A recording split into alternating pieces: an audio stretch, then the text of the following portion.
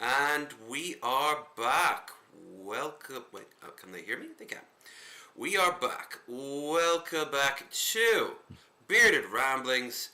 It is a very haphazard episode because Daddy had been on a bender for a few days, and now that is over, and he is reaping the whirlwind that he has sown. Yeah. I mean, isn't that just a normal week for you? Yeah, Not as that- one does. A little, even by my standards, like a near whole week. I'm not as young as I once was. I just don't have it in me. And it was a lot of whiskey too. Jesus. But at the same time, it was fun. It was fun. Look at you propping up stereotypes of your people. Oh, as I get older, my God, what I wouldn't give for like a Sunday carvery lunch right now with like corned beef and cabbage. I still can't. Canada is just like, oh, you remembered us? Yeah. I can't Yeah. get over like how much he played up the stereotype when he was visiting last year. 'Cause we literally would just walk down the streets like, oh, there's an Irish pub, let's go drink, and then we'd do that for a bit, and then we'd walk 1 block away, and it's like, oh, there's an Irish pub, let's go and drink, and we did And they that were like just all literally all pubs. night. I Was commit he, to the Wonderful. bit. was he the whole time complaining about how inaccurate and inauthentic the Irish pubs were? I was judging them, but not harshly. Did you leave like a written review on a napkin? Maybe in one of them before when I could still write. Wonderful. Oh, it was also fun watching John Morgan get hit on by that old woman. Do you remember? That was pretty funny. Yeah. Yeah. Oh yeah, I think they're doing a meetup in the DC Baltimore area. I think in August. Yeah, if I recall. Gross. Trubisky, I think, is going too. So. Who would even want to meet that guy anyway?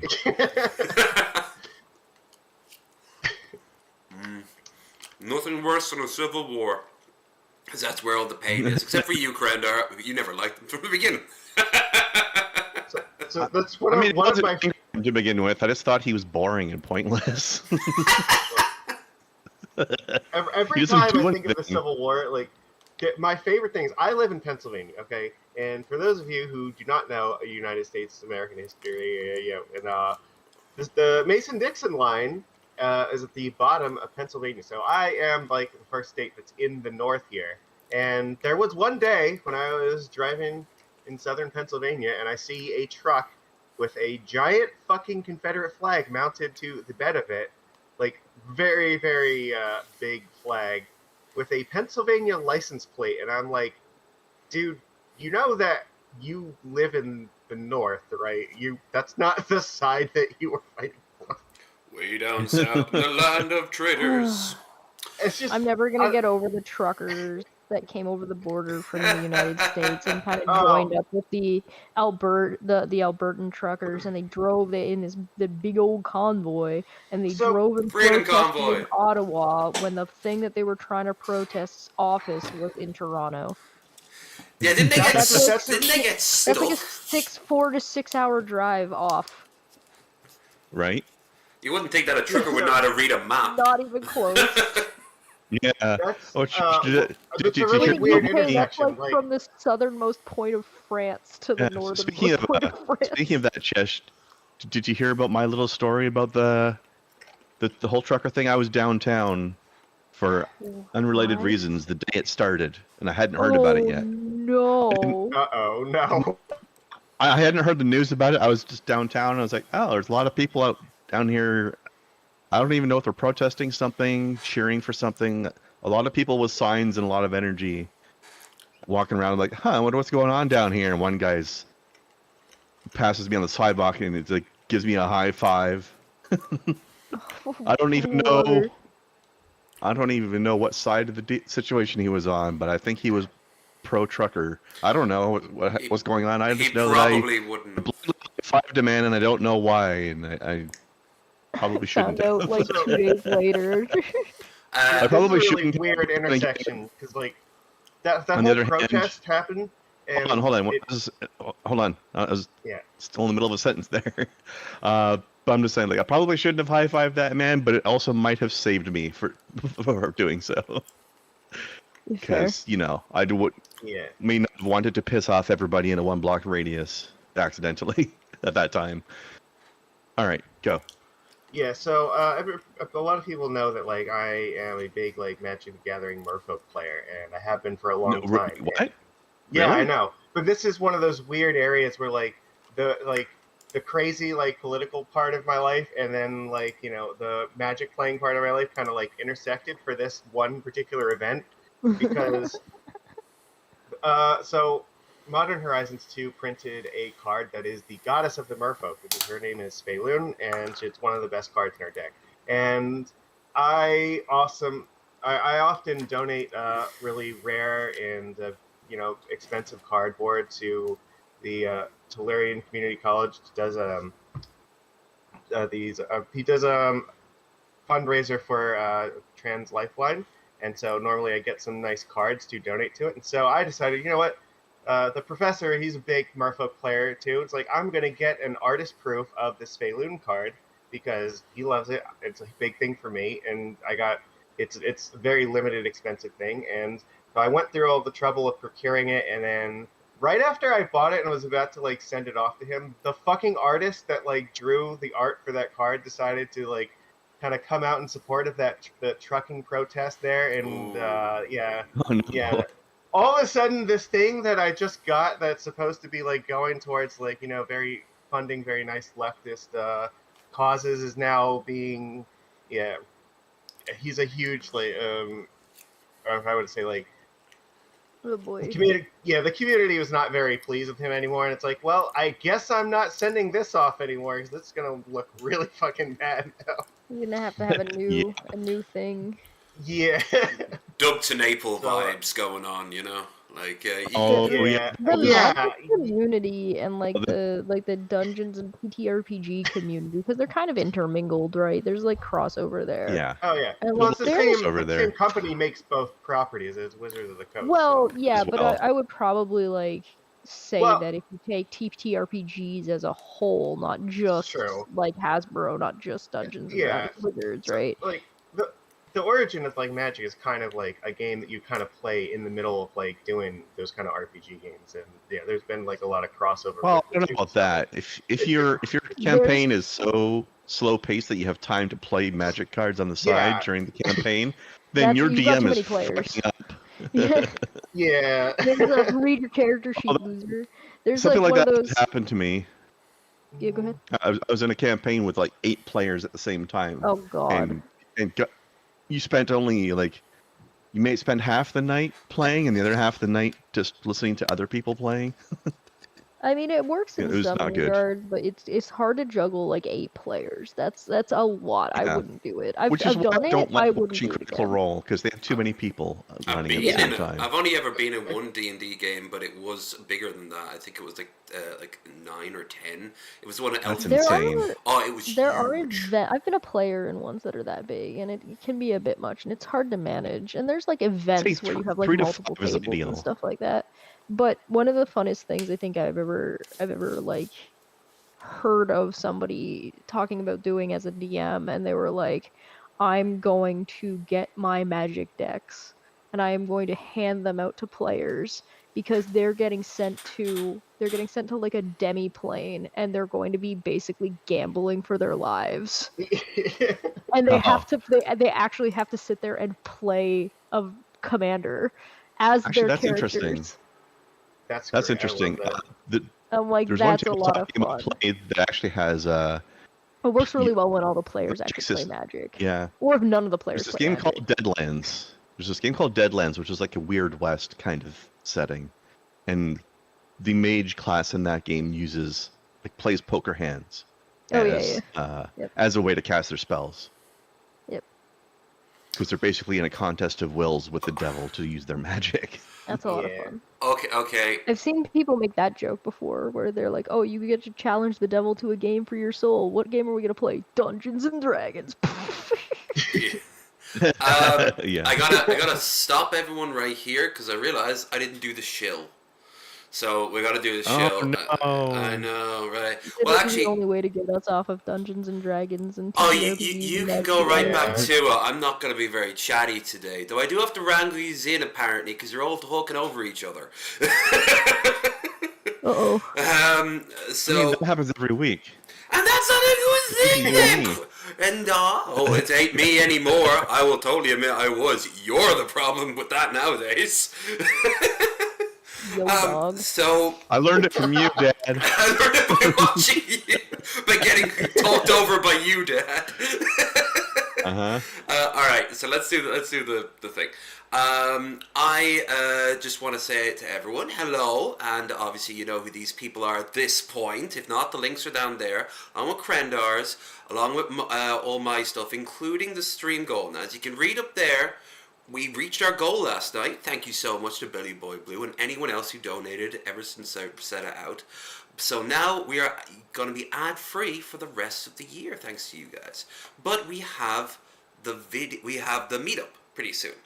And that's in September. Anyone can come. So that money now is going towards Krendar, who if you donate on to whenever he's on screen, he gets his cut, and the rest is going towards spending money that I'll also throw in my own amount. It'll be a wild time.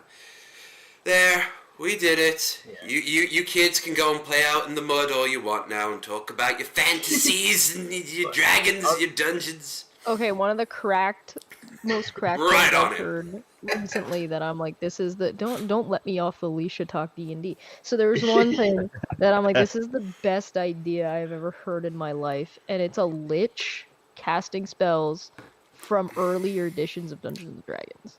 Oh, that's let's- hilarious. Yeah, so I love for example, you're playing, like, you've got a lich, they're so old that they're actually casting ancient magics that don't even exist anymore. So in 5th edition, Nice. Mirror Image creates, like, 2 other versions of you, so there's, like, 3 of you, and you have to roll the dice to see which ones you hit. Well, in 3rd edition, Mirror Image created 1d4 mirror images. So there would be maximum 4 of them. So you could, and as a lich, you can just, like, you know, fudge the numbers. They're getting 4 because they're super powerful, and it makes sense that they would get the max number regardless.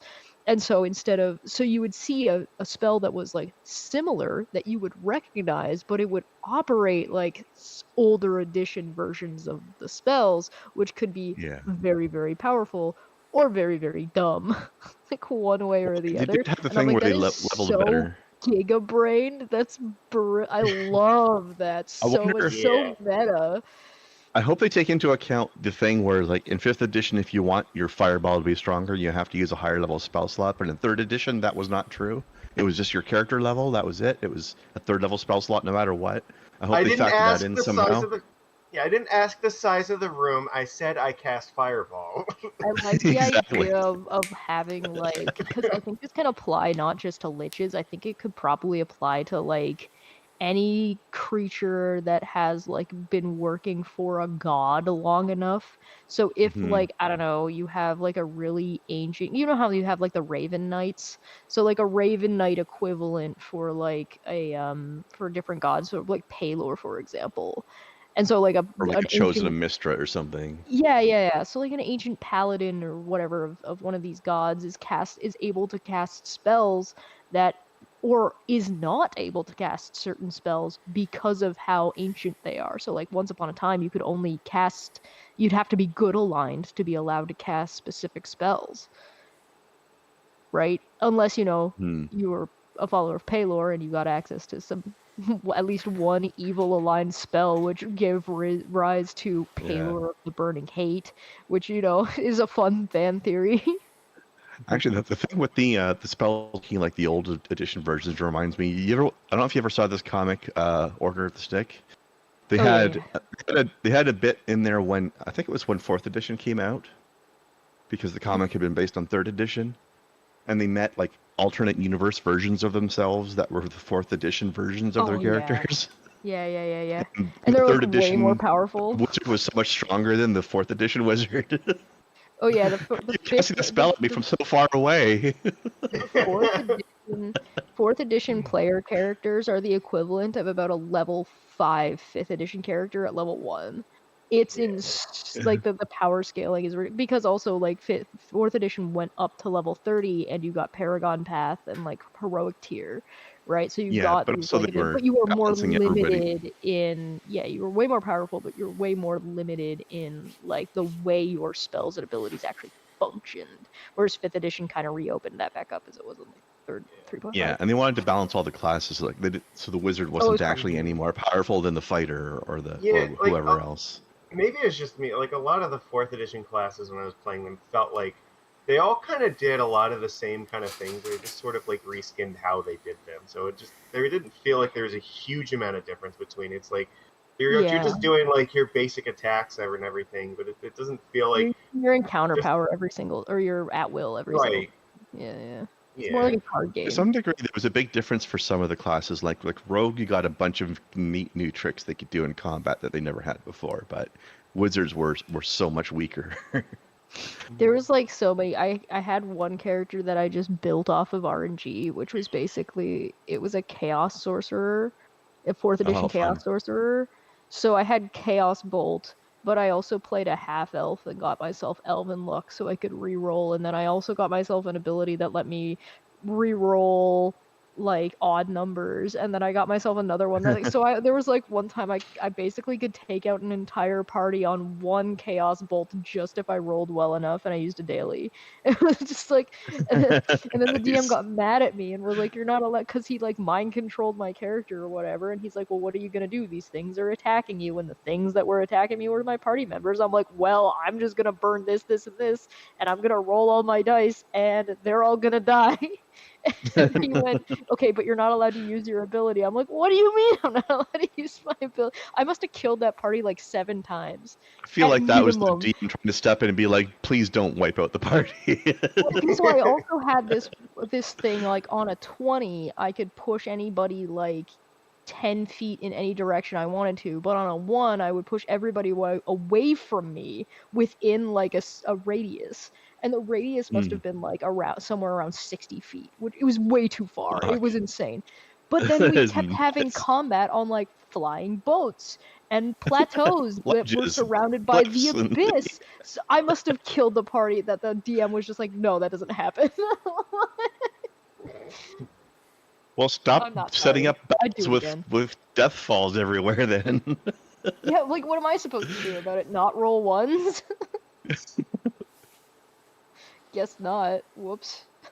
Whoops. It's so many stories like that. It's so stupid.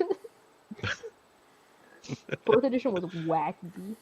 There's one thing that I miss from 4th edition, and it's minions. I loved minions. I'd still use them in 5th edition. There's a class in Pathfinder, which is basically, for people who don't know, it's basically 3.5 edition D&D, more or less. Pretty much equivalent of it. There was a summoner class they had there where you could basically just like summon one big critter and then beef up your critter as you're leveling. So it's almost like the summoned creature is more your character than your character is. Yeah. That's nice. I like stuff like that. Yeah, I played a Yeah. variant on that where I was playing some sort of, I forget what the name of the race was, but it was some character who was like born in the Shadowfell or something. Oh, a Shadow So it's just like something similar to that. And the variation of summoner I was that rather than summoning like a rock elemental or whatever else, I was basically animating my own shadow. So my own shadow was just like becoming a combat creature and killing everything for me. Yo, dog, I heard you like Peter Pan. Exactly. Swashbuckling shadow, let's go. Yeah. There's one thing that I enjoyed that I think needs to get fixed. Oops, sorry. That I think needs to get fixed. I really don't like the elves being the quote unquote like adaptable race. Because there's like the Eladrin, right, which are progenitor elves, makes sense. Then you've got high elves and wood elves and dark elves, which are all elves that have like existed in a specific type of area for a long enough period of time, right? Then they added the sea elves, and they made the Shatterkai elves, and then it's just like, okay, guys, I beg of you, please stop doing this. It makes way more sense if you utilize humans for this. They're the new dragons almost. Because remember when there was like 50 different kinds of dragons? Yeah, well, the humans, it makes more sense because the humans, they already have a versatile variant, right? The variant human. They already are basically able to procreate with pretty much every other race. And they also are the ones that have the highest like turnover rate for any kind of adaptation or evolution, right? So being able to consistently have children and have many of them within a short period of time and then die out and be able to like roll that over a lot easier. So it makes way more sense that like the Shadarkai may not have only been humans that like went to the Shadowfell and then decided to stay and live there, but them being predominant or being the ones that were able to actually survive the adaptation process to be able to live there, thus them turning into ostensibly like a variant race of humans makes way more sense. It works in the ocean as well. It's just like Waterworld. See, I like so looking at Titans. you look into them the same way you do in like Star Trek. Like the humans are the most like crazy ones that'll just like do the most ridiculous nonsense all the time, and like where every other race is just like trying to just live in like peace and heart and like order, and it's like, okay, we have like a way of life that works. And now humans are the ones that like to just push over the cart, not to piss anyone off, but just to see how many times the cart's gonna roll over them. Yeah, I really enjoy, like, they tried to Star Trek, the storytellers tried to out humans with the Klingons and still couldn't out humans with the Klingons. Humans are reckless, they're short-lived, they're predisposed to being like reckless and doing dumb nonsense because they're like, well, I'm gonna die in like 20 years anyways. You might as well go anyway. for it. Yeah. It's ridiculous. I love them for it because it gives the, like, more flavor to the world and also like gives humans more to do. I mean, it also makes sense, like, why humans would, advance scientifically in such a relatively short amount of time compared to a lot of other races, because they just take way more risks and way more chances, and there's, like, a huge diversity amongst humans of, like, interest. Like, oh, Yeah. let's just go and just try something ridiculous, in this field, and just Yeah, I like push the in idea every of, direction like, at once. the tinker gnomes being very, very good at tinkering with small things, but not as good at the actual invention part. And that's where you get like one or two wacky humans that are like, yeah, but what if we did this though? And all the gnomes go, why would you ever even like, what are you thinking? You're But gonna why, blow though? yourself up. And the human's like, yeah, whatever. I got like 7 kids, it'll be fine. Yeah, but the one of my children that survives is gonna have a cool new invention. Yeah, right? We're all gonna get refrigerators. Because we can't all use magic, so like it would be really useful to have that.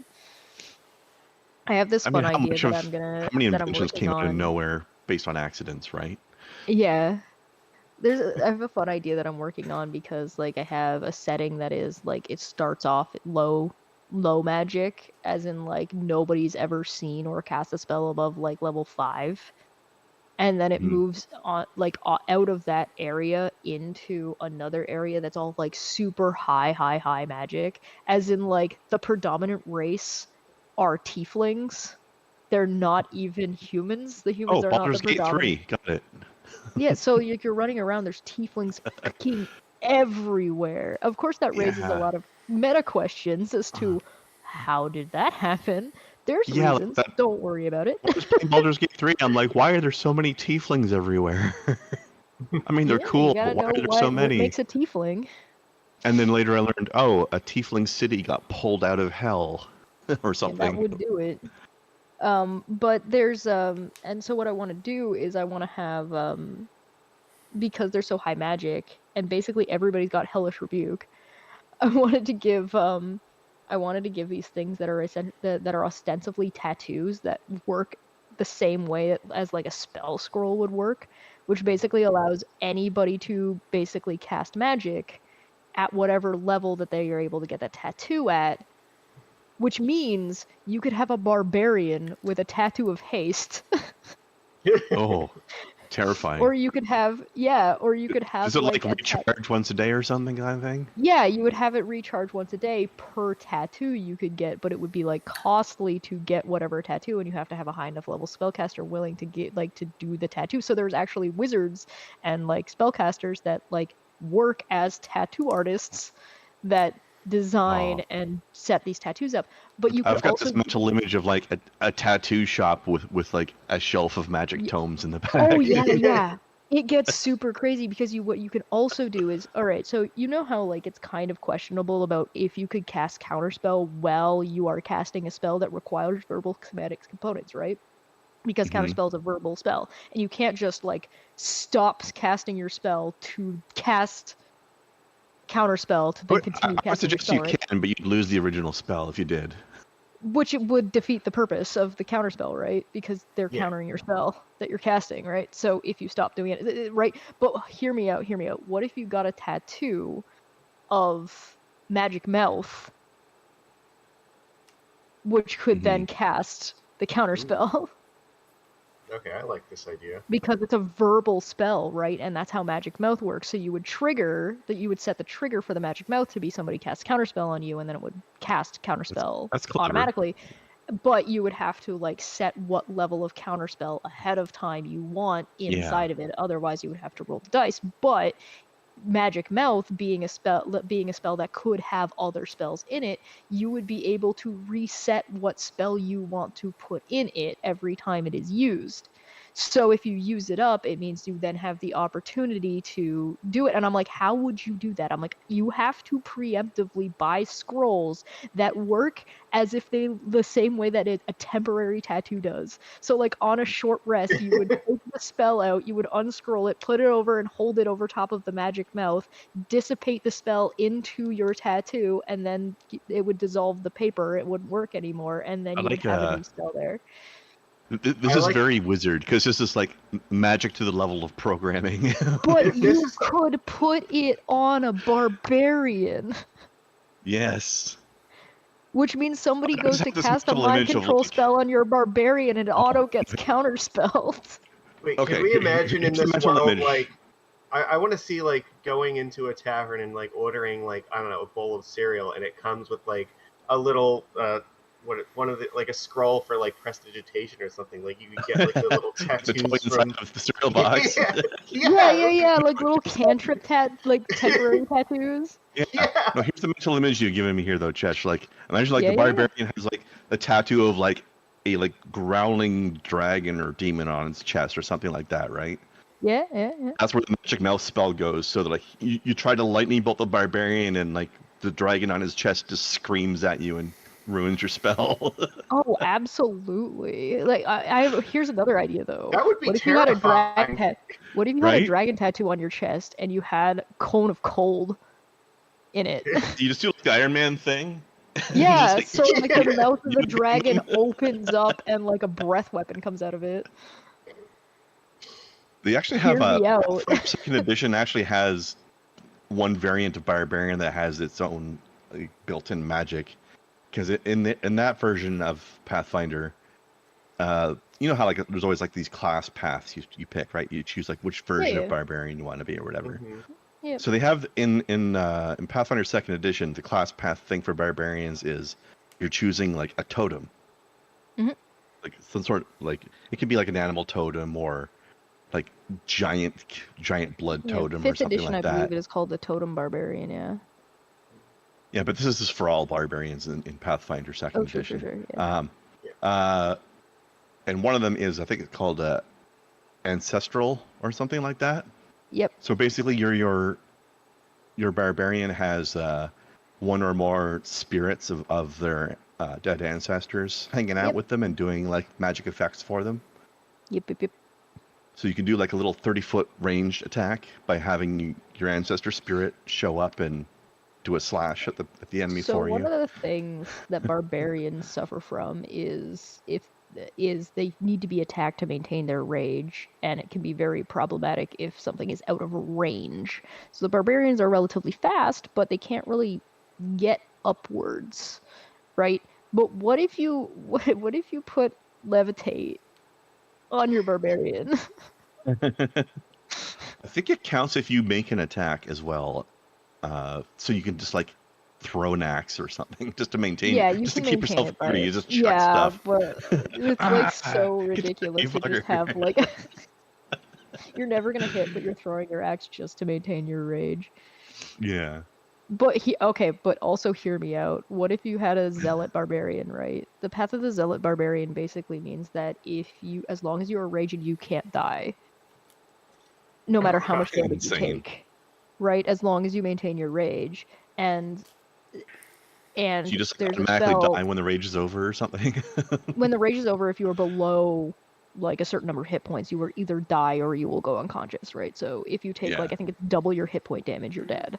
But if you take like, so let's say you were a barbarian, you have 200 HP, right? If you take 200 HP, instead of falling unconscious, you maintain your rage, you do not die or you do not fall unconscious. And if you take another 200 damage, you are still raging. If you take 400 damage and you drop your rage, then you die. Anything below that, if I'm not mistaken, you just fall unconscious like normal. But up until that last hit point there, it's like man literally too angry to die. Yes, absolutely.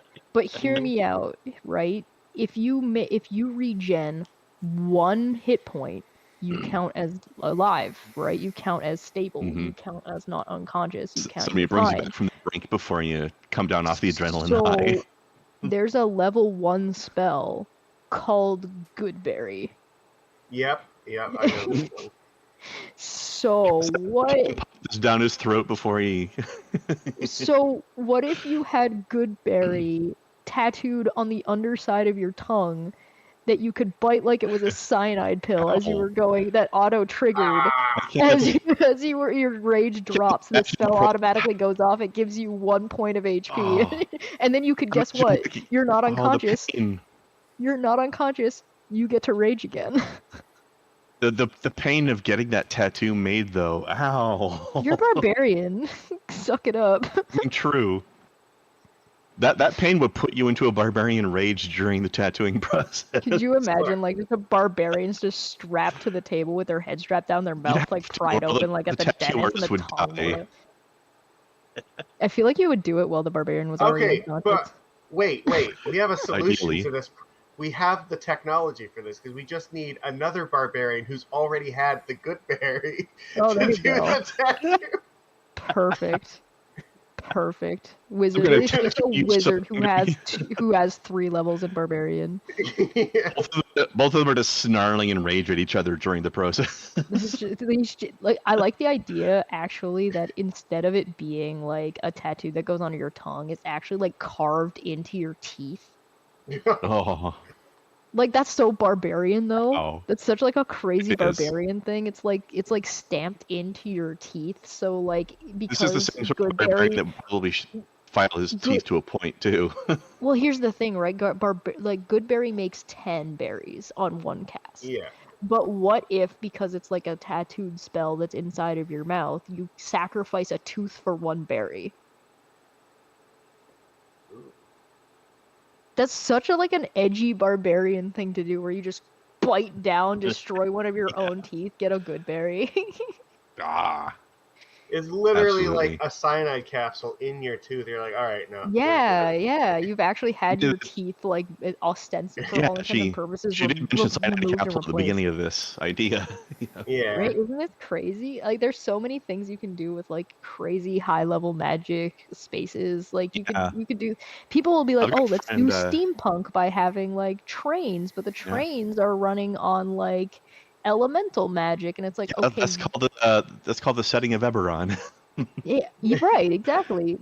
But I have a maybe- friend who's big into like the whole artificer thing, and he tried to make like the D&D equivalent of like an Iron Man armor, but with like Yeah. plate mail and wands and stuff. Like, yeah, the artificer. And Yeah. you make a warforged artificer.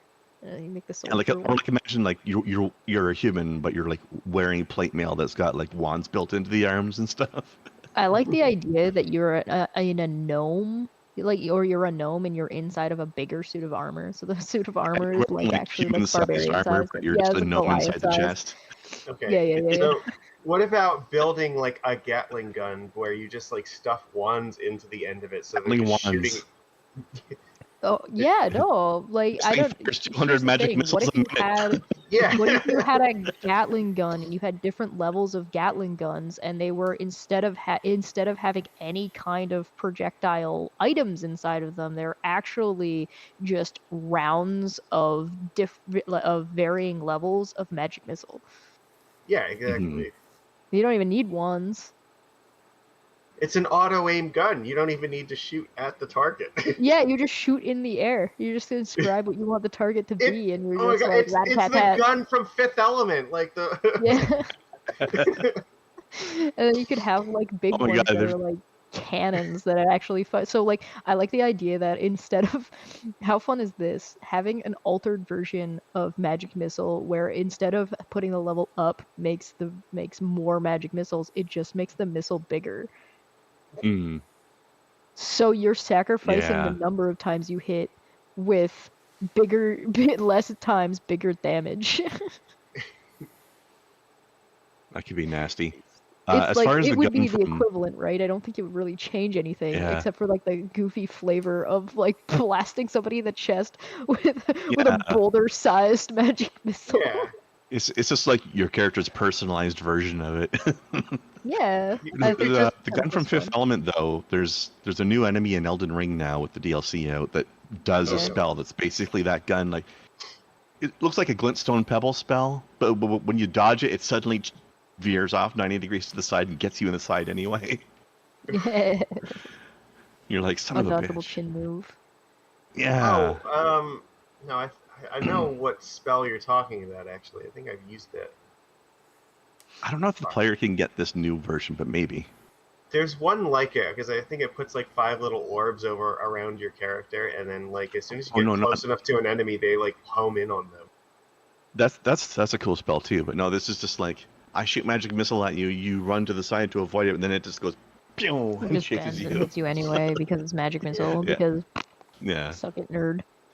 I But mean, like there's just Elden so Ring many version. fun, goofy things. I like the idea of like in a high magic world, you could have like a giant wall, right? Just a wall, nothing else. Just like maybe 2 feet wide, just a big wall, and each wall had like each like 5 by 5 by like 5 by 5 square is like Mhm. drawn in chalk on this wall or drawn permanently onto this wall with a number on it, right?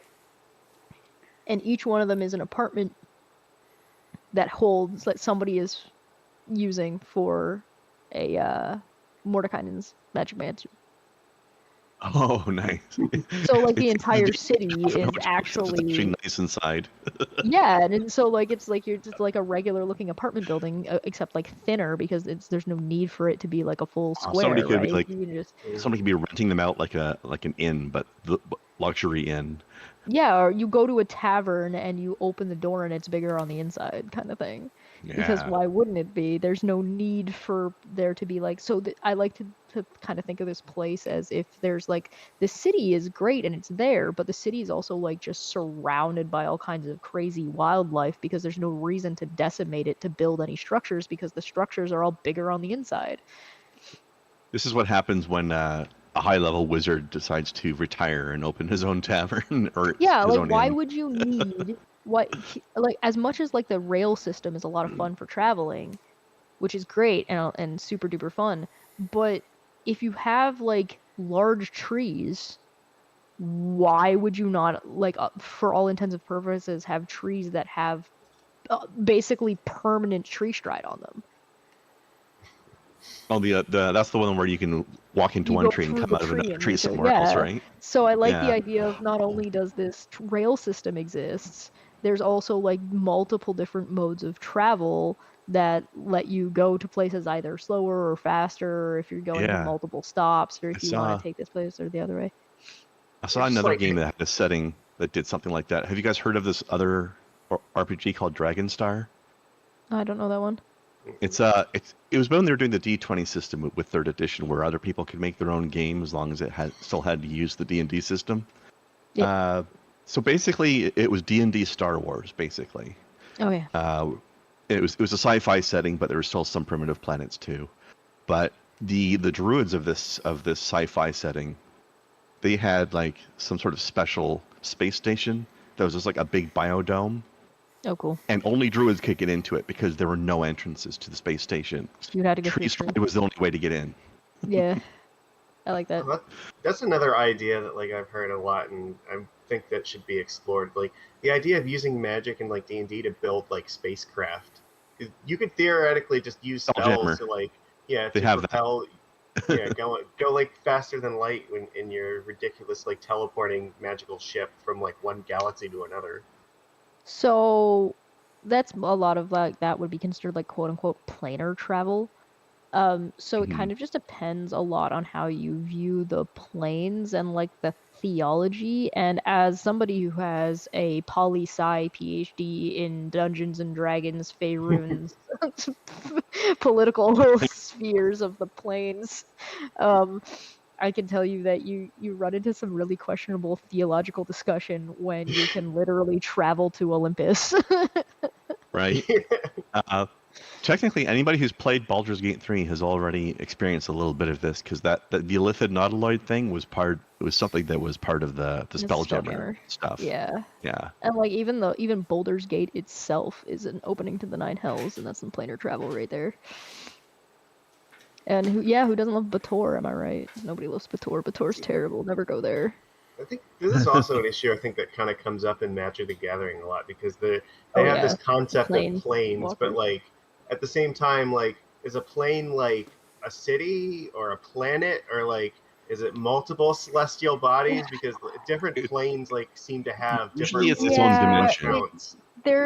It kind of depends on how you deal with, like, as a DM, right? How you deal with the material plane, because the idea is like the material plane exists within a sphere. Now, does that mean that there are other planets and how big that sphere is, and does that mean that like the Shadowfell and the Feywild being mirror planes of the material plane, does Mars have a Shadowfell and Should, I guess, yeah. or does the Shadowfell just have an equivalent to Mars that you could travel to from the far, like it's one of those things that, do you want to have multiple worlds like that? And because I don't see why you couldn't just expand the Yeah. quote unquote sphere of the material plane, instead of it being ostensibly a planet, to being like a solar system or a galaxy. Yeah. And then on your quote unquote your outer rim, where you then, for all intents and purposes, leave that galaxy or leave that universe, is where you get your extra planar Like in Magic, it'd your be the blind eternities, I think. Yeah. well, the thing that makes it tricky is because then you have to deal with the far realm, and so because then you go further and further, because there's also like you could treat, instead of Mars being Mars as we know it as a different planet, you could treat it as a different planet, but it's an interior plane rather than an outer plane, and the interior planes are like your plane of fire, your plane of water, your plane of air. So at that point, your Mars is actually your plane of fire, and your Uranus is your plane of water, and you see what I'm saying? And so Yeah. you do have, in like your standard quote unquote 5th edition D&D setting, you do have different planets you could travel to, but those planets are your prime elemental planes that Yeah. are interconnected, that- thus allowing the material plane to exist. And this is all assuming like you're not really like the Wheel of Heaven, and if you're using the Wheel of Heaven, then like everything is kind of connected anyway, except it's been broken, but maybe it's not, depending on what you're doing. And then the far realm is then just like this like this space that exists within all spaces. So the far realm's kind of always there, but is also kind of never there at the same time, which is kind of super wacky, but that's because you're getting into like Cthulhu monsters. And so if you want to put like your quote unquote Fourth Celestia, dimension. right? Well, Do yeah. you want Celestia to be an inner plane, an outer plane, like a farscape, like? Because, like, yeah, in Magic, the blind eternities are also where the Cthulhu monsters live. Yeah, your far Yeah. realms. Gotta love the far realm, man. And then you've got Where you like locate all the best connections to, tentacles. instead of doing space travel by going through like off of the material plane onto your Mercury, like let's say Mercury is the elemental plane of water, right? I don't know, it doesn't matter. I'm just picking a planet off my ass. If you go instead of by taking a ship and rocketing off of the planet straight upwards and then going to Mercury, by all intents and purposes, you could take a ship and go into the water and also get to Mercury. Yeah. Because the elemental plane of water is obviously attached to the oceans, right? I mean, it has to be. Where's all that water coming Deepest parts of the ocean. That's what's in the Marinara Trench. from? The Marianas I mean, Trench is the portal honestly, to Mercury. Marinara not- South Trench. it's not a bad idea. Like, yeah, you could set it up like that, where you can, maybe you get to your elemental plane of fire if you just like go into the heart of a volcano deep enough or something. The way I like to do the Astral Sea, because the Astral Sea is basically like space, right? It's the space with it More or between less. planes. Yeah. And the way I like to do the Astral Sea is I like to run it as if it's like Treasure Planet. Like, instead of spell jamming on an enclosed ship, you are flying around on like big galleons and like all kinds of crazy nonsense like that. But then also have it, I like to have an upper and a lower part of the astral sea, so it does still look like a sea, where there's like a kind of a clearer space where you coast on top of like this more like misty, heavier bit. And inside of that misty, heavier bit is how, like, you know, an astral dreadnought will sneak up on you. Because how else would something like that sneak up on you in the astral sea where you can see for miles and miles and miles and miles? Oh, because Sure. it comes out of like the misty quote unquote water part. That's where you get your astral krakens, right? It operates like space, or it operates like the ocean. It's the astral sea, so it kind of ostensibly works that way. But instead of following like, you're supposed to follow like a thread, right? You hone in on because the celestial bodies all move, right? So instead of honing in on like I have to go this direction because like it works like a map, no, because they're all moving, you have to follow the thread to that place. But instead of like the thread, it operates the same way as like the winds move across the ocean, right? It all moves and changes and is wibbly wobbly and It's all in different metaphorical, spaces all the time. man. That's what the tuning forks are for, man. Ever try to cast a gate spell? Good luck. Planar shift. That also like so I've played some of the Magic D&D like crossover stuff. So like you know The I think Ravnica book. yeah, so they've done Ravnica, Theros, and like I think there's a Zendikar one they did, like a couple other planes. So like they're all really fun, but like then you do get to the issue of like, okay, well, what counts as like planar travel? Because the definition of it is a little bit sort of different between Magic and D&D, and like what kind of characters are able to like traverse planes, because that's something like normally a wizard in like almost any wizard in like D&D could like do some kind of planar travel, but in Magic like almost no one is able to do planar travel. Yeah, I'm struggling a little bit with how I want to make the planar stuff work in this like high magic space, because being able to just like, you know, pop down to see your dead aunt because she's in Celestia and you can just go to her house on Sundays doesn't really make any sense.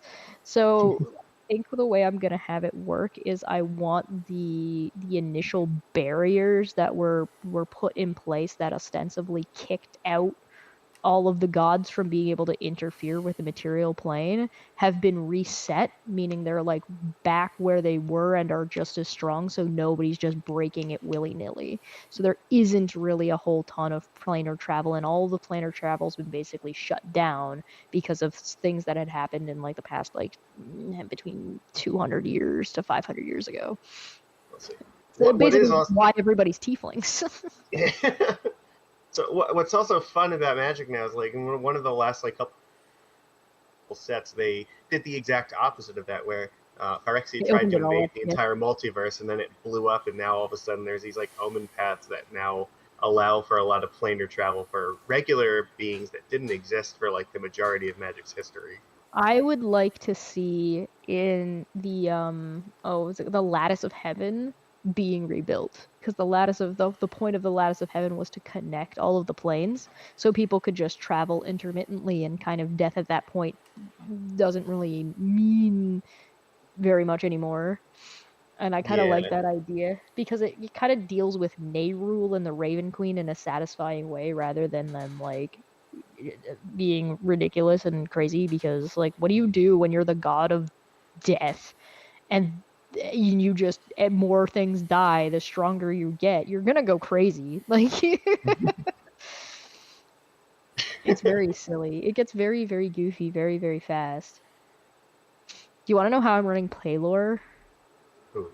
Tell me. You remember the Teletubbies baby son? Oh god, no, please don't tell me. So here's the thing with Paylor, right? Paylor I regret this instantly. Paylor is the god of the sun.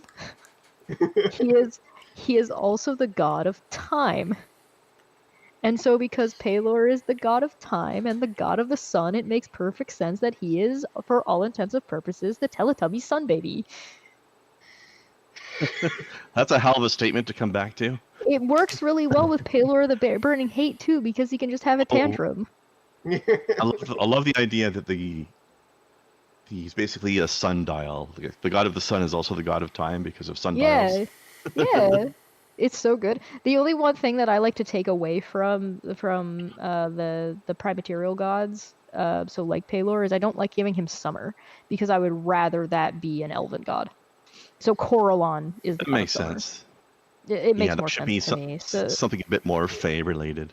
yeah, and I think it works as well with like the goddess of winter right now. It used to be Lulth, but now it is the Raven Queen, and I like it being That makes way more neither of sense. them because Lulth is Why, not why would really the goddess quote of unquote a winter god be anymore. the She's spider currently a demon goddess? lord. That's silly. Spiders don't like winter. Yeah. Spiders don't like winter. Also, I liked her being the god of fate because like she'd use the Weaving. weave webs Yeah. and things like that, Mhm. Yeah, that and that works. worked. But she's no longer the god of anything right now because she got her butt kicked, and currently the god of fate is Again. also the god of death or god of the dead.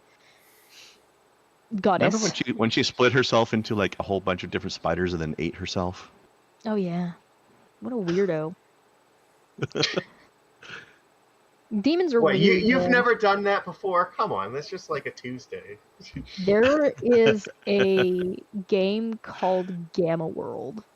And Gamma World, being a TTRPG, is you roll dice to make your characters and it's like a really fast process because this game is a meat grinder on Mutations and purpose. stuff. Yeah. Yeah. And one of the things that you can get as like a special ability, because you roll twice, you get like a thing and then another thing, but they use the same they use the same kind of stuff. So you could end up with like, this is what you are, and this is what you do. Which means that you can get a swarm of anything. So no matter what thing you could be a swarm of that thing. So you could be a cockroach, you could be a bug person, and also be a swarm, which means you are not only a cockroach, but you are also a swarm of cockroaches. My favorite one is you could get a yeti, which means you could become a Yeti swarm of swarm. yetis. And so like there's like Swarm of 7 different ways. regular-sized yetis or like tiny little bug-sized yetis. Right? Are you a yeti made of a humanoid-sized yeti, like a 6 foot tall yeti made up of interwoven smaller yetis, or are you actually like just 10 yetis of a slightly smaller size Amazing. that use a hive Reminds me mind? of the White Wolf World of Darkness setting had, you know, you could play as werewolves and stuff, but they had other were creatures you could be as well. And one of the ones Yeah. they came out with was were spider. Yeah. And one of the forms that the were spider could take would be to just like disperse themselves into like a cloud of like 200 regular spiders. Oh, yeah. Wonderful. I love that. Which makes it very hard to kill because it's like, oh, I'm in danger. Just I'll escape in 50 different directions simultaneously. I like and I appreciate that 5th edition kind of got rid of alignments for the sake of the were creatures a little bit and for the sake of like a lot of different reasons, but I like that you can still that the rules are still there for as a tool to you to implement as a DM as you see fit, because I actually really like implementing alignments. I just don't like to be too like oppressive about it, right? I like them to exist. So, like, I don't like to tell a character or a player that they can't do something because it doesn't match their alignment. It's like, well, alignments are so situational, but I do like players to consider what their alignment is when they're creating their character, so that way they have a good idea of who and what their character's about. That's and so, something I thought was... Oh, sorry. Go ahead. I like utilizing that because then if they start acting out of character, I can start utilizing that in, like, a metagame sense. To be like, hey, just so you know, you are a paladin, right? Like, you are a good aligned paladin of a good aligned god. or like if somebody's like a rogue with a heart of gold, but they start like shifting into like sort of doing darker and darker things, or they're less good aligned anymore, I can be like, well, I'm not telling you can't do this, but do understand that they're going to like this is going to start shifting like your paradigm I was a little noticing. Yeah. I thought it was interesting how because you know how a lot of people played Baldur's Gate 3, but they'd never played D&D before, so it was their first D&D experience. Oh yeah. There's something about Baldur's Gate 3 that they won't realize because they've not played D&D before, but Baldur's Gate 3 does not use alignment at all. No, it doesn't. Yeah. It does not exist in the game. You don't choose an alignment for your character. There's nothing on your companion's sheets that says alignment, which I thought was really interesting because it made figuring out what the deal with your companions was so much more interesting because you did not have that clue. It was it was There's inherent. nothing on Asterian's sheet telling you that he's evil or telling you that he's good but a Yeah. tragic figure. Like you had to figure him out for yourself Yeah. So from when scratch. when I was playing 4th edition, I actually was playing a rogue, and he ended up getting this like artifact dagger, and the thing was cursed, and he had no idea. So like he Yeah. started out as a good aligned rogue, but this dagger that he was just using continued to like make him do progressively more and more morally gray things. And the Yeah. more and more morally gray things he did, the stronger the dagger would get. So it would just fuel his desire to keep doing things that make the dagger stronger. Or even So loss like, effect. yeah, I really like utilizing stuff like that in a way that especially if you're going to involve the gods in your games, and which means there's different sects, which means there's going to be paladins and clerics running around that all have like their own intentions and they all have their own desires and their gods have like whatever they want to do. And so if you get a character who is good aligned, maybe they went to church a couple of times to a god, or there's like paladins know that they exist because they're from a small town or whatever, and they start doing evil things because they've picked up this cursed dagger, and then now you go into town and the clerics are like, we're detaining you. You have your eyes are completely black and you're crying black ooze. We can't let you just walk around. Yeah.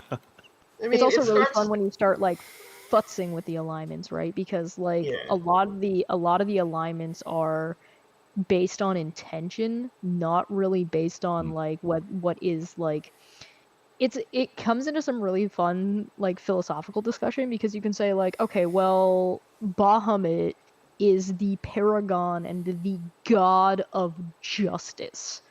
What does justice look like Right. through Yeah. not immortals, by like, no, this is the linchpin, this is what justice is. So what is justice when it has like a physical avatar that has its own sensibilities, which means you could literally just ask it. Yeah. So there's Yeah. there's no debate, right? It's like, no, this is what is just. Well, why? Because Paylor said, or sorry, because Bahamut said so. Are you going to argue with the platinum god, Just, dragon god? how, No, I don't think so. justice Human, told me so.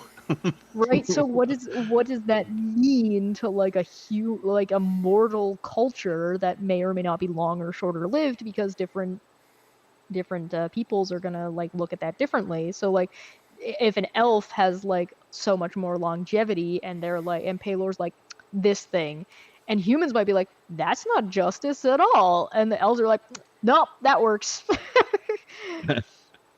So it's like I remember Paylor said so. Paylor said so, yeah, Bahamut said so, and but These then you things also are have so like, much different when you can actually meet your god, potentially. right, when the god can actually have a conversation with you. But then you have like, well, Yeah. okay, but what if you're cut off from this god? So the linchpin still exists, which means spells like detect good and evil ostensibly still work, but Yeah. you fact, I don't think have access. in Baldur's Gate 3, you can meet at least 3 gods in person. Yep. Unless I'm forgetting more. I don't think so off the top of my head. I can But remember. there's like this idea of like, how does 3 gods that you can meet. One of them is only if you made a certain kind of character, but still. if you're a paladin, right, and you cast detect good and evil, what answer do you get? Depending on, like, does it depend on your god? Like, is your god the one answering? That's a good question. How does detect good and evil work? Because Yeah. like, I mean, evil, like an evil aligned, a lawful evil character can do good things. Right. Right, because like the action itself is going to be judged completely differently than what your intentions are when you decide to take the action, which is what alignment is about. It's not really about whether or not it's a good or a bad action, because the good and evil means altruistic or selfish in Dungeons and Dragons alignment terms. So like yeah. a lawful evil character like Spock is pretty much lawful evil. the only difference is like if you take like for example the in Star Trek movie when he's like the needs of the many outweigh the needs of the few, that's King Evil, dude. That's very evil. If you're like, all you need to do to take that scene and make it absolutely crazy is switch the positions of Spock and Kirk. Oh, so the new Spock, movies then. Spock lets Kirk go kill himself and says, "The needs of the many outweigh the needs of the few, and I'm more important than you are." There's Right? actually a But if character. you I don't know go, if you you've know played. what? I think it's okay to sacrifice like the lives of 17 people to save 2,000 people because we're driving our starship into the sun for whatever reason. That's evil. Sometimes it can go towards the greater good in a way, though. Like there's these two Pathfinder computer Well, it games. depends on, is it for the greater good or is it because you want to Yeah. survive and like my plans need to come to fruition and you know my people have to survive for my plans, so I need my Yeah. planet to survive.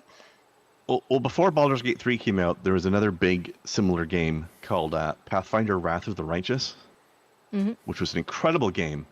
But there was a companion character you can get in your party in that game, who was he was listed as being lawful evil on his character sheet, and he was an absolute bastard. But Oh, sure. all of his bastarding was in service of the greater good. Like, Sure. short version of the story in this is that there's a demon invasion that's been going on, like an ongoing demon invasion that's been happening for Yeah, I think lawful centuries. evil things do not like demons. Yeah. So this has been going on for like centuries, I think. And they're battling to save their The world Blood from War. being taken over by these demons. Yeah. And so this guy is a military leader of a specialized unit for this specific thing. Mhm. And he has to make all these hard choices to make sure that they're not losing this war.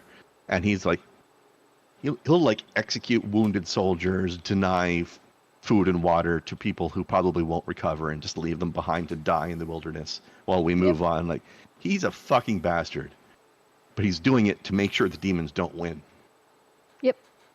He's a very interesting, nuanced character to have Because in you the can party. definitely view that as lawful evil, or you could view that as lawful good. It depends, because his reasoning is what's going to define that, and that's up for interpretation, right? Yeah, So you can it's say almost the he doesn't opposite of want the what you demons said. to win, and is like, does he not want the Yeah. demons to win because he doesn't want the demons to win, or does he not want the demons to win because it's bad for everybody if the demons win? Is he doing this for selfish reasons or for altruistic reasons? And you don't know. They never really go into it, so you feel like Yeah. it's for the overall altruistic reasons, but it's just like But is he it? can't afford to have any empathy along Well, the he doesn't way, want to kind of die thing. either, right?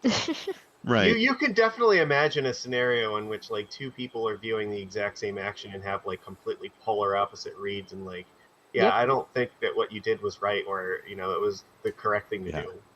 And you can do Actually, you can do it something wasn't very even. that seems very evil as a lawful good character. So if you're like, That's oh no, sort of those like what he's doing. orphans are going to jail because they stole food. Yeah. They're Well, going to in this prison. case, it actually wasn't just for him to save his own life, because he's actually killing himself in the process of doing this. In the Pathfinder setting, they have this interesting thing where gnome characters, being partly Fey, have this thing where they can't be too serious all the time, or they start getting sick. Oh yeah. So this guy is being serious to the point where it is killing him to be Sure. so serious all the time. But he refuses to stop because he can't. Yeah. I mean, you can also say that he wants to immortalize himself as the victor in this kit. Like there's so Possibly. many ways you could One interpret it, could, right? yeah. He's such a nuanced I mean, character, though. I really enjoy You could him. also Yeah. you could just be doing it for like both reasons too. So like it's both Yep. a good and evil Yeah. act at the same time. Yeah, it's all just like dependent, and so like it gets really wacky when you start having like there is literally a paragon of what is time. There's literally a paragon of what is justice. There's literally a paragon of what is quintessential good, or what is civilization, right? What is Mhm. knowledge? These have definitive like like nodes of what the essence of what those things definitively are, which is something completely unique to us because we don't fucking know any of those things. But a god that is made up of what that thing is like, okay, so Yeah. we can definitively say what knowledge actually is, or at least that god could say so. Not that god would necessarily tell a mortal, and not even that a mortal would even understand if they were told it, right? Yeah. Mhm. I've got a friend who's got his own homebrew D&D setting, and there's this one city in his setting that is such a massive city that the city's essentially like the city's spirit kind of thing became a god. Oh, that's cool. I like that idea. That's a lot Yeah. of fun. Yeah, I mean, so I have he's a basically the lawful god of civilization and I have a commerce. lawful good city that does indentured servitude and has no homeless people Oof. because they all are working for the state. You could also imagine maybe a scenario in which a character like ends up disagreeing with, like, say, Bahamut and what the definition of justice really should be, and like maybe Yep. that's their primary motivation, that they become powerful enough to at some point where they want to try to like fight Bahamut for to be the arbiter of justice in the Oh, universe. see, Maybe, that's where my game goes off the rails. yeah, None of the gods that exist in my world, which is basically ponying off of 5th edition, like Faerun 5th edition, none of them are the originals anymore. right. They're So all people who have become gods or slain gods. Like, so the Raven Queen, for example, is denoted as one of the main. You are not the original god of the dead or god of death. Yeah. You have usurped the original god. Well, I mean, And how many so misters have there been? how many of these gods have been usurped, and how many mortal ideals and ideas have corrupted these quintessential ideas and these linchpins where they started to shift around, and maybe they don't really Yeah. mean what they're supposed to mean, and it's No, they don't. what it's doing is it's fracturing the laws of the universe, which is driving the Mechanist insane. Mechanist is cracked because, like, how do you have a purely neutral thing that is controlled by not a neutral being, filled with places where all of the main points that hold everything together are starting to fall apart? And who's responsible for this? The two Skin World Serpents. The ones that so like took the elemental chaos and created law around it. Right, there are two. I've actually added a third serpent, but it's spoilers because Don't tell anybody. there's Jerazan, who lives on Celestia, who is the lawful good serpent. There's a lawful evil serpent. You'll never guess where the lawful evil serpent is. Probably in the 9 hells at the end of the big serpent's pass that you can follow. I wonder where he could possibly be. It's a mystery. And the third one, which I've made a lawful neutral, or like a true neutral serpent that I've added just to like help balance out the world, and I made it the Lady of Pain. Okay. Oh shit! Makes sense. Like the one from Sigil, you mean? Yeah, Yeah. Oh damn! true proper neutral. So like the reason don't why fuck the with her. Lady of Pain, 'cause, like, the Lady of Pain is like, I love the Lady of Pain. She's so interesting because like she doesn't talk to anybody. You don't know anything about her, and she is like so powerful that she keeps the gods out of Sigil. Like the gods are not allowed to interfere with Sigil, and she's just like, no, you're not allowed to because I say so. So like, how Yep. can you possibly be that powerful? Oh, I made her a world serpent. I mean, that makes sense. Right? So the gods can't interfere with her. The reason why like the lawful evil serpent is left alone was because he was injured in the fight between him and Jerazan when they fractured, right? And when they fractured, they never the whole point is that they never picked a center point. They never picked a center point of like, where is the, so if you look at the wheel, where is the axle point? We don't know where the axle point is to the universe because they didn't complete it because they were busy fighting over it.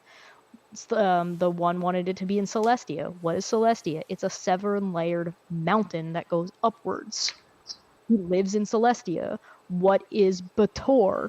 Bator is 7 layers of hell going downwards. They are opposites of each other. They both live at the top of either one, but Jerazan can fly, and the other cannot. So he falls down into the creating the river Styx all the way down to the bottom of the Tor, which is the 9th layer of hell. And he's injured. And so because he's injured, they can't continue their confrontation, and there is no center point to the universe anymore. And so because they never decided on anywhere, it means that people are taking the places of these gods and things are fracturing left, right, and center, which guess what that does? It lets the far realm in. Yay! Yay! And then everything gets destroyed and returns Tentacles to for everybody. Thanks for coming. So then you get the players who get to decide what they want to do. Like, what are you going to do when you start finding out this stuff is happening? Panic and lose your mind, apparently. Well, you want to try to heal one of the world serpents who is lawful evil? Nah. Nah. Can't No, do that. we'll just kill all the gods and take their places. I'm sure we can do a better job. Oh yeah, Again. good luck fighting the Far Realm. Good Yeah. have fun. Yeah, we'll be fine. Look how fine Try to it kill the is. Lady of Pain. I'm sure that'll go well. Yeah, Just see, it'll go be okay. full hentai and join the Far Realm. Maybe like just The tentacles. succumbing to the Far Realm. Maybe that's the choice you make. I don't know. You're the players. You tell me. But I like having those. I like having like hints of these fracturings in the what is lawful good and lawful evil like start to play on the players, because like you're in a town. So for example, flumps. You're familiar with what a flump is, right? Yeah. Little tentacle dudes, like kind of. You know what I mean? They're the only lawful good aberrant, and they live in the Underdark. They're The physical lawful embodiment of the sound flump. flump. They are lawful good. Do you want to know what the hierarchy in the society of flumps is? They're clerics. They are clerics of their lawful good aberrant god, whose hierarchy is based on how powerful they are, and how powerful they are is based on color. Not only that, but the flump that you see in the 5th edition monster manual is something is actually called a common flump. When a flump creates another flump, they like osmosis split. There is like a 50% chance of them creating something called a common flump, which lacks coloring and has no clerical powers, and they are ostracized and kicked out of society and left into the Underdark to die. And the reason is because a common flump cannot create a standard clerical flump, which means a lawful good society based on a god that is ostensibly granting power to these flumps is segregated and scaled as a class system based on the color of their skin and whether or not they have autism. I feel like I shouldn't be laughing at this, or I'm going to get ridiculously mega canceled. It's really funny. They literally kick you out of society if you are too disabled to use cleric magic. That is granted by their god. Does this mean the cleric flumps are basically Power Rangers? Yes. Correct. Red Ranger, Blue Ranger. They absolutely are. And there isn't. It doesn't tell you what the colors are, so they don't tell you what like the color is at the highest level. So you can make that whatever you want. So you could ostensibly, if you really felt like it, make like a black supremacist cloister of flump clerics.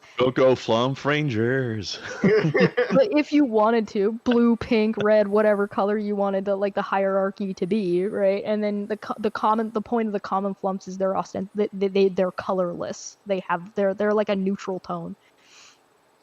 So they're kicking out the ones that have transcended the concept of race. They not only have they transcended the common, they're also dumber, by the way. Like they're not as smart, which is really funny. Racist. Oh, it's so basically like if you are mentally handicapped, do not have magical powers granted to you by your god, and don't have the right skin tone, you are left out of society to go die. Wow. Yeah, it definitely sounds lawful good to me. Lawful good. Fucking hell. So I really like taking these ideas and messing with these concepts in a way that the players get to be like, is that good? Are we sure about this? All right, new campaign idea, or at least new party idea. They're all the player characters are all common flumps that are rising up against their oppressors. I really like that idea. That's very, very funny. Good luck. Well, you know what? If they're gonna be Power Rangers, then It the can be any green. class they want except for paladin or cleric. I want the green flumps to be the ones that are like the top tier because the Yeah, I green would Power agree with Ranger's the that. one that beat Yeah. Jared's ass. So you know. Oh, I what agree. about what about a team of common flumps that are all elder god warlocks? They made bargains for power since they don't have it naturally. So That I would be like. great.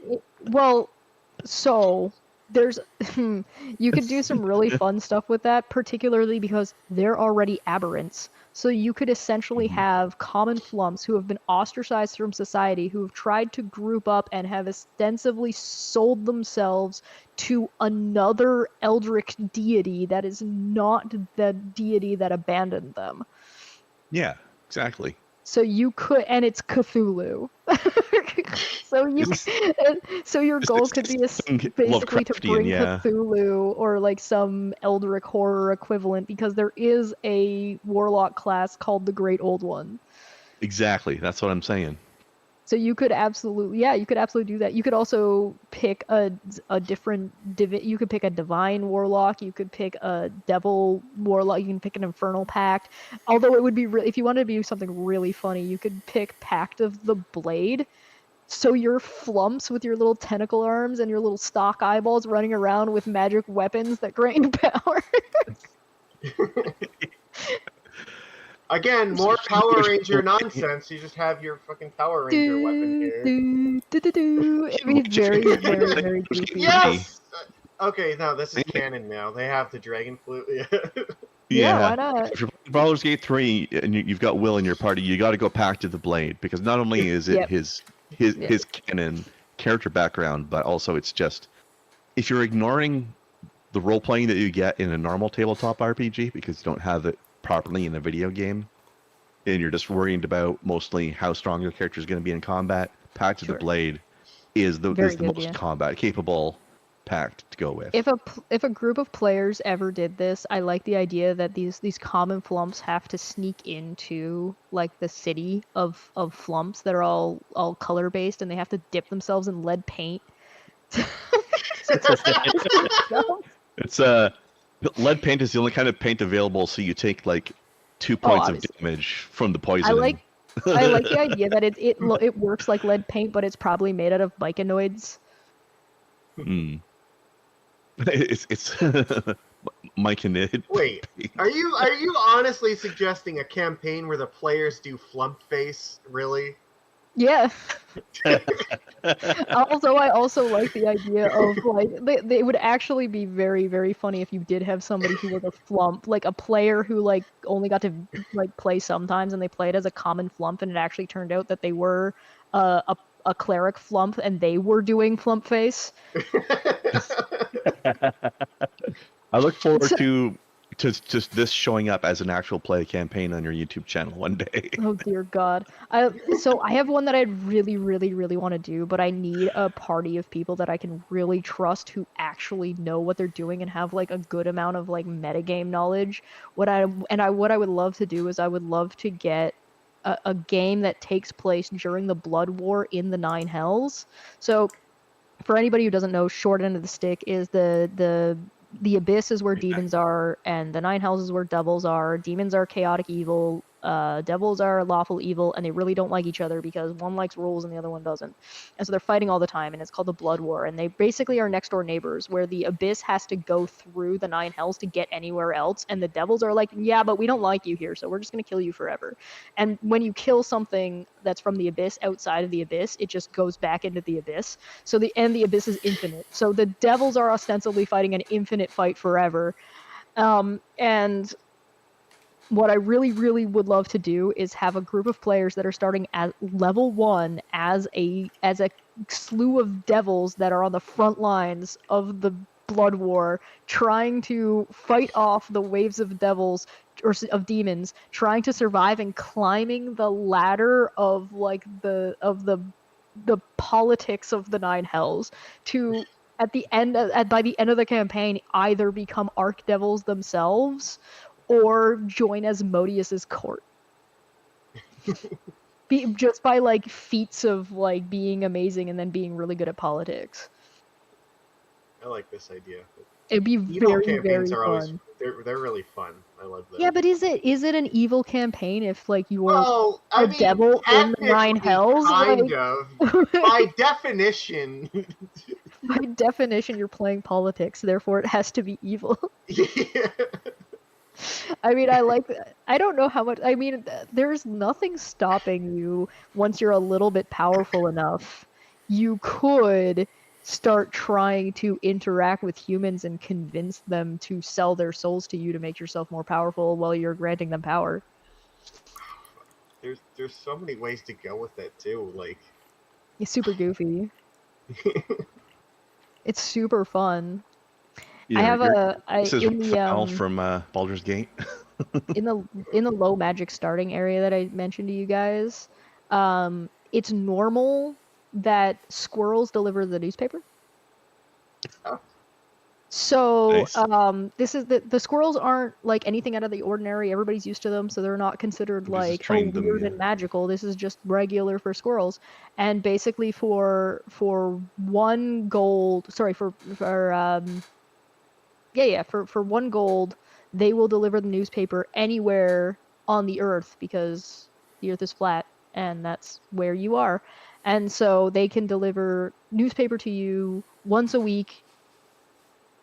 month. They will deliver it, and it is called the Yggdrasil Times, and it is delivered by a squirrel. The squirrel hands out for the next payment for the next month Oh. if you want to take it. They take your I coin know and what they squirrel leave. that is. Yep. The Yggdrasil Times. And so you just love get and so what's really funny about it is the squirrels are actually all awakened squirrels that are like they're ostensibly like their own race that all communicate with each other and actually do inside of trees have like full-on printing presses. That's awesome. And they just don't talk to anybody because they don't want to, and they're told not to by the person in charge of the Yggdrasil Times, the one true squirrel god who is actually a level 20 divination wizard who became a lich to ostensibly create the area the Lich starting squirrel. area is actually a lich's demiplane. Love That it. was created by this lich, who is also a goblin.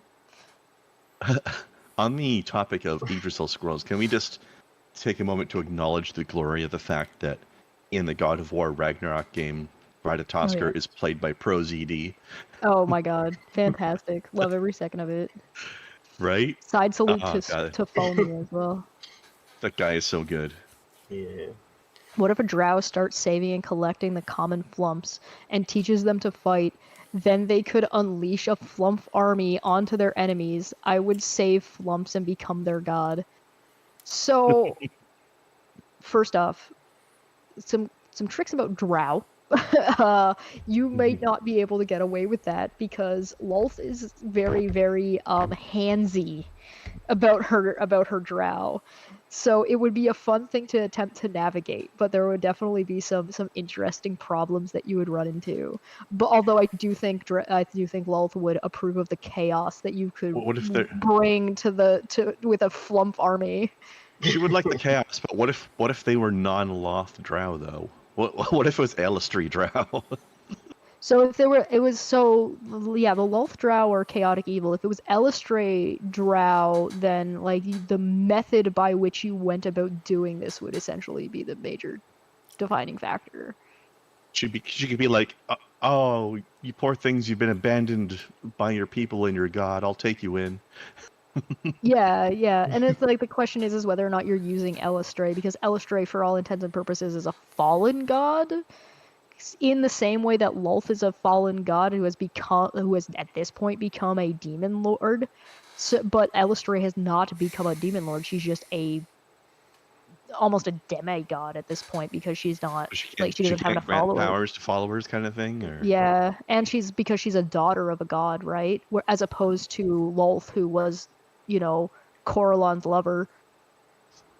So she was I an know she's equal got god, and worshippers, but I don't know. well, she was the god what of the mechanics are. So if Coralon is the progenitor god, but also the god of the summer, Lolth was the goddess of the the goddess of the elves and the queen of winter. So because she had her own thing Unseelie. that she controlled, she's more of like a paragon god rather than like the daughter of a god, which would be less of a thing. So, I mean, it kind of just depends on how you do your hierarchies. Do your gods have powers because people believe in them hard enough? Are we doing the Or the the Emperor. Discworld thing? Yeah, that's 'Cause how the I'm a fan of Theros that. gods in Magic work. They're like their power is, and even their own existence is completely based in like how many people believe in them. I mean, I also like the idea of trying to become. I like people that have become gods by accident. So, like a paladin. So paladins in 5th edition do not require a god to have their power. They just have to believe hard enough in something. So I actually have a whole contingent and an entire religion that is a group of atheist paladins who think the gods are fake. And they're like, I mean, well, look, I can that's- do this magic too. See, you're not special. Well, Your god's real. I mean, technically, like in your case, they kind of would be because none of the gods were the original gods, right? They're just So they're technically right and technically wrong at the same time, which is very hilarious. Yeah, this is And so, but you could theoretically have a paladin who gets enough followers and people who believe in them and their cause hard enough that they ascend into godhood. this reminds me of like the backstory of Warhammer 40k. Yeah. Like, back when it was like the 30k era, and the Emperor of Mankind was literally trying to destroy the Chaos God through it, galaxy wide. Oh, good lord. If I can make sure nobody believes in any gods ever, the Chaos Gods will die. I'm trying to think about, like, because this is, like, such a high magic, one of those areas is so high magic, because I also have, like, a whole area of people that refuse, that are basically have an ethno-state where they don't let anybody who has magic come in, and no magic works within this zone, and they hate everybody, and none of them are tieflings. And none of them are magic, like, there's no elves there. Anybody who, like, has any kind of, like, magic in their blood are not allowed living here. So it is basically, and they basically go around and they kill people who have magic, or they kidnap them, bring them, and then sacrifice them to their anti-magic zone. So they're hypocrites, because they're using magic to prevent magic, because they hate magic. And so basically like all religions. Yeah. Yeah, so this isn't the atheist group, by the way. That's a different contingent. This is just the group that hates magic, and so they're basically really aggressive Amish people. Actually, that paladin thing you're talking about was almost like you know how some religious argument come down to, like, well, if you don't believe in God, that means you think you're God. It's like, well, this guy literally became his own God. Yeah. Fun fact, G-Man has literally, to my face, accused me of believing that I'm God. Oh, congratulations. Yeah, Well, that was harder a and fun day. how that works. I'm trying my best, okay? You're going to believe in yourself more. You'll become Hokage. Oh, we need to do this thing, Magicus. I'll grant you your magical powers, and you grant me magical powers. Okay, fair. An Ouroboros of belief. Believe in the me, but that believes in you.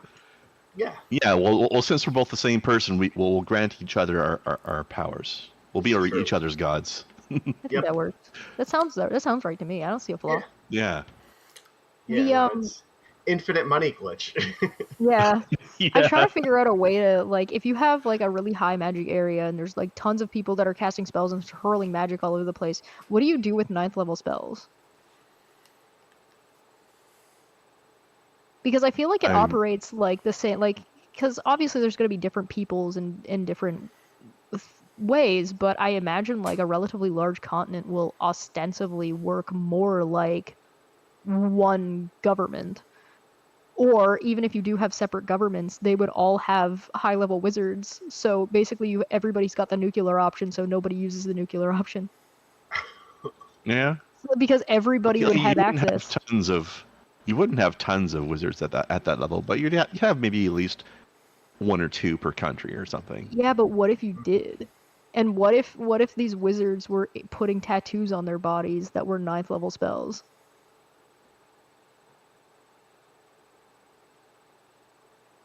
So you could, which would allow you to potentially cast 9th level spells more than once in a turn. Oof. Insane. I also like the idea that like you could only fit so many spells on your body because like you only have so much space to work with. So like if you want a 9th level spell, you're taking up like your entire back. Because that's how just big the spell is and that's how complicated it is. Yeah, that makes sense. Yeah. Mm-hmm. I think that So should like you would only in be able to general. like, yeah, you could get like on like your wrist, right? Those little like wrist tattoos. You could get like a cantrip, right? You want to check the weather. Everybody's got like a little weather tattoo. You know what I mean? Yeah. And a Everybody's time got of day Druidcraft. tattoo. Yeah.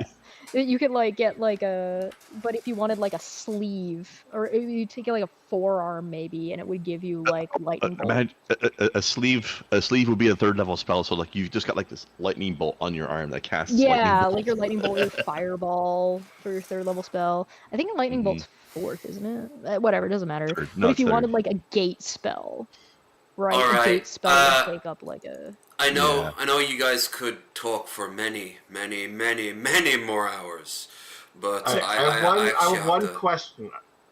One question before we. What tattoo would Mike Tyson's face tattoo? What spell would that grant him? Haste, Ooh. probably. Oh, that's a pretty good one. He's pretty swifty. Haste and bull strength together. Yeah, it would either be like a. It would likely not be a. It'd be like an enhanced ability, I would suspect, like an enhanced ability spell. Oh, all right, everyone, say your pieces, and then.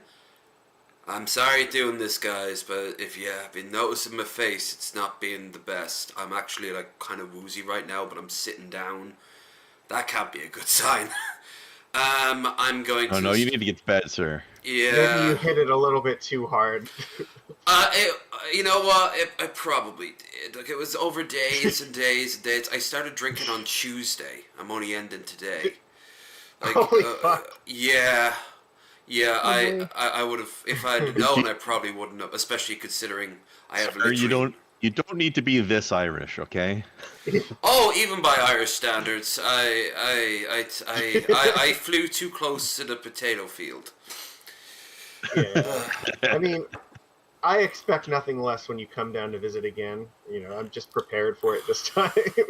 Oh, sure, and we will find some time to do non-booze things, but there will be a lot of alcohol, a lot of brain damage. just remember to save the booze until after the axe throwing plays, not before. No promise. If they have a bar there, I can't promise anything. I mean, a lot of those places do serve alcohol, I think, so there's a good chance. Yeah, but guys, like, afterwards, don't let me stop you. Like, just keep on chatting away. You two could, these 3 of you could fucking talk for a while by the sound of it. Not me though. I gotta. Don't unleash me about D&D. I'll talk about it forever. Oh, you vindicated that. You've been talking nearly 2 hours straight about it. And you don't sound I like will you're not stopping. stop. Yeah. It's I'll fun. keep going. I got more. Stop. Like, if you I have a told good you I have party, a D&D... PhD in The thing with D&D is, like, Poli-sci. if you have a really shitty group, then, like, D&D just feels like, I don't know. But if you have a really good group to do it with, like, it is probably one of, like, the most fun things you can actually, like, do with your time. So, Yeah. like, I've had some really excellent groups I've played with, and, like, it is literally, like, the thing I would look forward to, like, the entire week, no matter what was going on. It's like, I can't wait to do this again. This is going to be fantastic.